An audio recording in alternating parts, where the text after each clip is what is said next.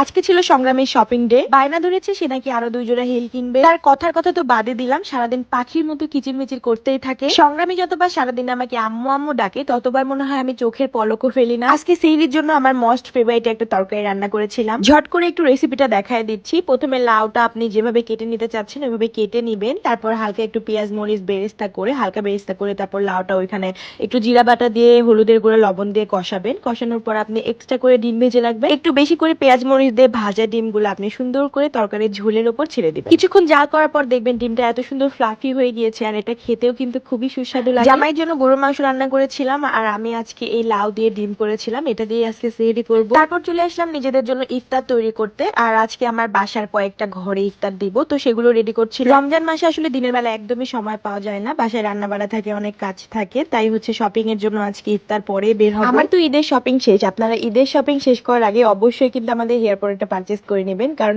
চাঁদ রাত পর্যন্ত যারা আমাদের প্রোডাক্টটি পারচেজ করবেন তাদের মধ্যে যে কোনো একজন কিন্তু পেয়ে যাবে এই গোল্ডের দুল জুড়ো। ঈদের আগে প্রোডাক্ট পেতে কিন্তু অবশ্যই আজকে বা কালকের মধ্যে অর্ডার কনফার্ম করতে হবে, কারণ আজকে আর কালকে এই 2 দিন কুরিয়ার খোলা থাকবে, তারপর ঈদের আরো 7 দিন পর কুরিয়ার ওপেন হবে। যারা আমাদের গোল্ডের দুল গিফট আর লটারিতে অংশগ্রহণ করতে চান তারা কিন্তু প্রোডাক্ট পারচেজ করে অবশ্যই পিকচার সেন্ড করবেন। যেহেতু একদমই সময় নাই, যদি লটারিতে অংশগ্রহণ করতে চান অবশ্যই আজকের মধ্যে অর্ডার কনফার্ম করে ফেলুন। আর অর্ডার করতে কোনো 1 টাকা অ্যাডভান্স করতে হবে না, শুধুমাত্র এই ভিডিওর নিচে শপ নাম বাটনে ক্লিক করে আপনাদের নাম ঠিকানা ফোন নাম্বার দিলেই অর্ডার কনফার্ম হয়ে যাবে।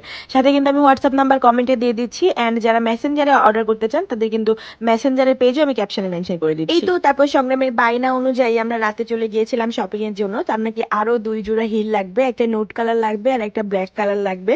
আর আমার হাজবেন্ডের জন্য কিছু প্যান্ট গেঞ্জি সবকিছু কেনার ছিল। সংগ্রামী রেগুলার ওয়ারের জন্য কিছু ক্যাজুয়াল ড্রেস কেনার ছিল, তো সবকিছু কেনার জন্য আসলে আমরা বের হয়ে যাই রাতের বেলা পাবনা শহরে। বে থেকে এই যে এই সুন্দর হিলটা কিন্তু কিনে দিয়েছিলাম ঈদের জন্য, ঈদের ড্রেসের সাথে। বাট তার আরো 2 জোড়া হিল লাগবে, ব্ল্যাক কালারের লাগবে আর একটা কি কালার যেন লাগবে।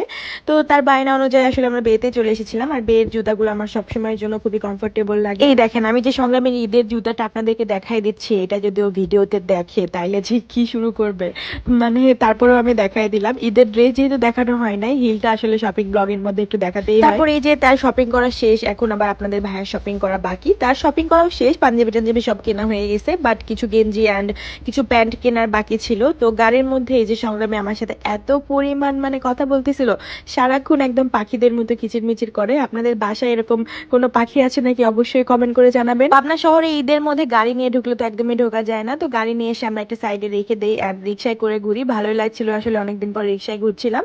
তারপরে হচ্ছে সংগ্রামের পাবনা শহর থেকে সবকিছু কেনা শেষ করে আমরা চলে যাই রাশিয়ান সিটিতে, মানে রূপপুরে আর কি। রূপপুরের কিছু শপিং মলে আসলে সুন্দর সুন্দর গেঞ্জি প্যান্ট পাওয়া যায়, মানে সব এক্সপোর্ট করা সকল কিছু পাওয়া যায়। তো সেখান থেকে আপনাদের ভাইয়ের জন্য কয়েকটা গেঞ্জি ক্যাজুয়াল কয়েকটা প্যান্ট এগুলো কিনে নেই। অ্যান্ড হচ্ছে আজকে শপিং ব্লগ আমরা এই পর্যন্তই শেষ করছি। আর সংগ্রামে তো কোনো শপিং এ গেলে মানে সেখানে এত পরিমাণ দুষ্টুমি করে, ওর হাত পা একদমই চুপ থাকে না। মানে বাসায় ও যতটা চুপ থাকে বাইরে গেলেও তার থেকে বেশি চঞ্চল হয়ে যায়।